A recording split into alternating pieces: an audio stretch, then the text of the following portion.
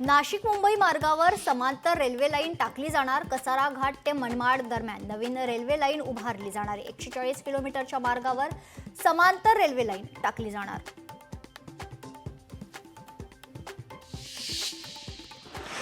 ST महामंडळाच्या अध्यक्षपदावर प्रताप सरनाईक यांची नियुक्ती। एसटी महामंडळाच्या अध्यक्षपदाची जबाबदारी पुन्हा परिवहन मंत्र्यांकडे।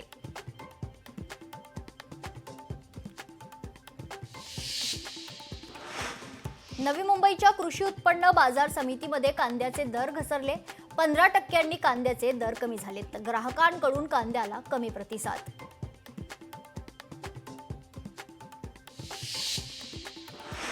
साईंच्या पादुका दर्शन सोहळ्याला हिरवा कंदील। उच्च न्यायालयाकडून सोहळ्याला हिरवा कंदील दाखवण्यात आला। आजपासून भारत भ्रमणाला सुरुवात।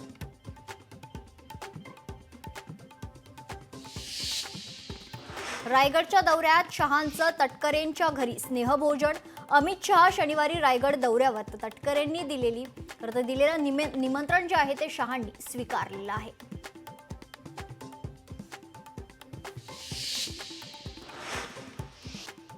मालेगावात उद्यापासून वक्फ बोर्ड सुधारणा कायद्याविरोधात आंदोलन। कायदा मागे घेण्यासाठी 30 एप्रिलला बत्ती गुल आंदोलन करण्यात येणार आहे।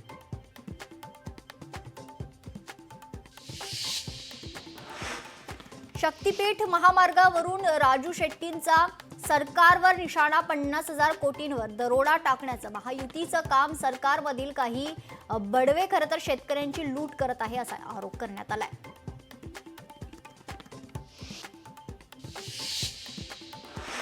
पालघर जिल्ह्यात ईएसआयसी रुग्णालयासाठी जागा देणार। महसूल मंत्री चंद्रशेखर बावनकुळे यांचं आश्वासन।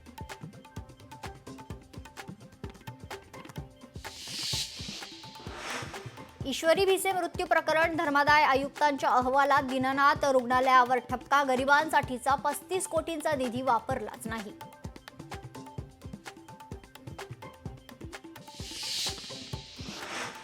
डोंबिवलीमध्ये गतिमंद महिलेवर रिक्षा चालकाकडून अत्याचार। आरोपी रिक्षा चालकाने अज्ञात ठिकाणी नेऊन केला अत्याचार। काही तासात पोलिसांनी आरोपीला ठोकल्या बेड्या।